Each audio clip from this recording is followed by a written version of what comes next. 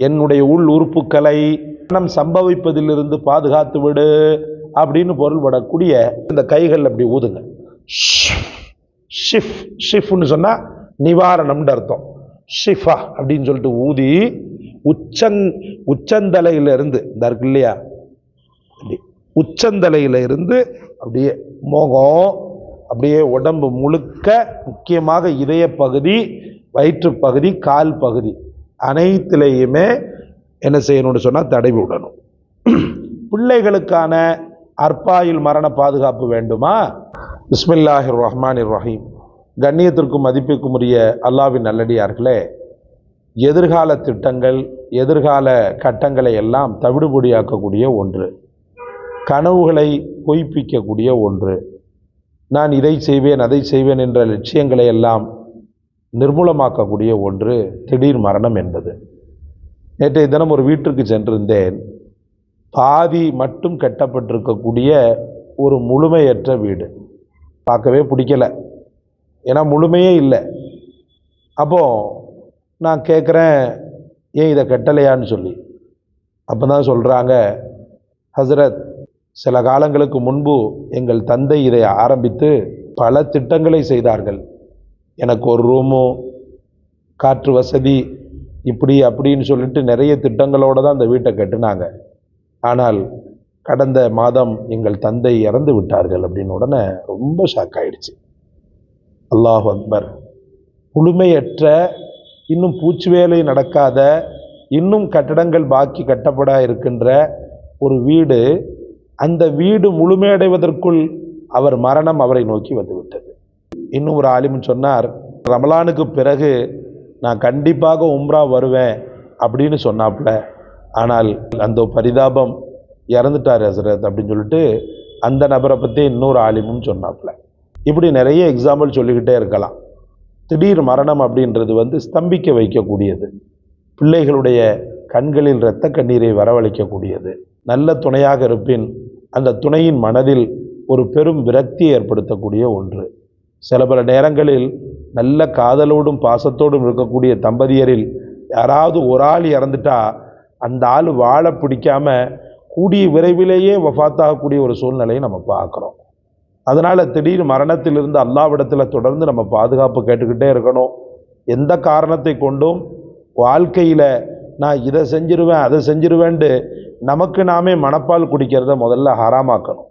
என்னை படைத்தவனை குறிவைத்து நான் செய்கிறேன், அந்த ரப்பு அவன் கருணையினால் பிச்சை போட்டு எனக்கு வாழ்க்கை கொடுத்தான்டா, இந்த மாதிரி ஒரு சூழ்நிலையில் பொருளாதாரத்தை ஏற்படுத்தி கொடுத்தான்டா, நான் செஞ்சு முடிச்சுடுவேன்னு சொல்லுங்கள். இன்ஷா அல்லாஹ்வை மறக்கக்கூடாது.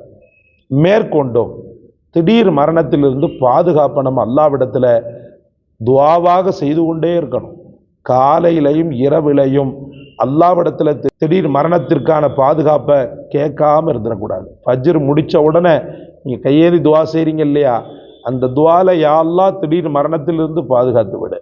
இரவில் படுக்க போகும்போது நீங்கள் துஆ செய்வீங்க இல்லையா, யா அல்லாஹ் திடீர் மரணத்திலிருந்து எங்களை பாதுகாத்து விடு. மேற்கொண்டு என்ன செய்ய? ரப்புல் ஆலமீனுடைய அஸ்மாவுல் ஹுஸ்னாவில் அற்புதமான பெயர் ஒன்று, அந்த பெயரையும் நான் சொல்லக்கூடிய இன்னொரு வசீஃபாவையும் ரெண்டையும் சேர்த்தார் போல செய்தோமையானால் அல்லாஹ் ரப்புல் ஆலமீன் திடீர் மரணத்திலிருந்து பாதுகாப்பை தருகிறான் என்று பல உலமாக்கள் வழிகாட்டுகிறார்கள். சகோதரர்களே, முதலில் நமக்கான உணவு வகைகளில் ஹலாலான உணவு இருக்கிறதா என்பதில் ரொம்ப கண்ணும் கருத்தும் தேவை.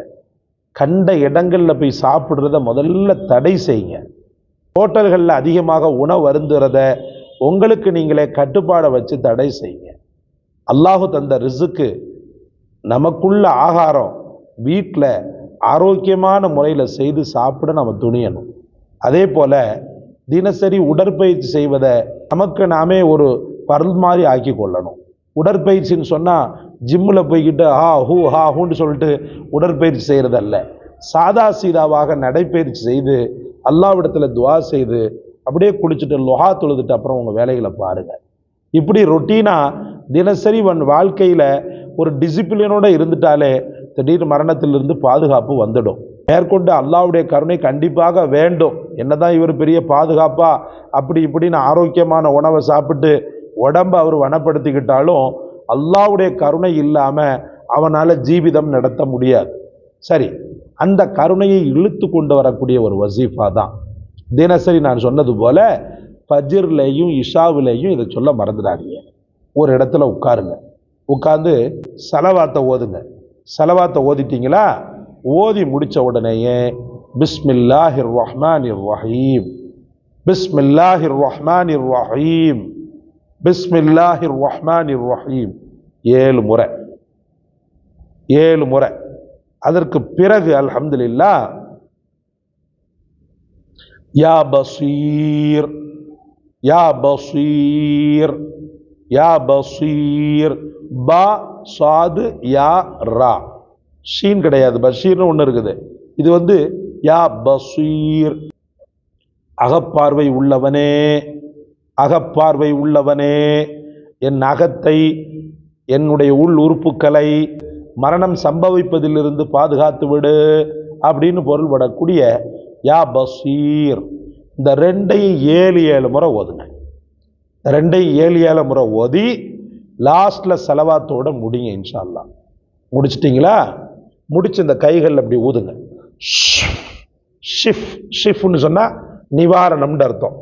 ஷிஃபா அப்படின்னு சொல்லிட்டு ஊதி உச்சந்தலையில இருந்து இந்த இருக்கு இல்லையா, உச்சந்தலையில இருந்து அப்படியே முகம், அப்படியே உடம்பு முழுக்க, முக்கியமாக இதய பகுதி, வயிற்று பகுதி, கால் பகுதி அனைத்திலையுமே என்ன செய்யணும்னு சொன்னா தடவி விடணும்.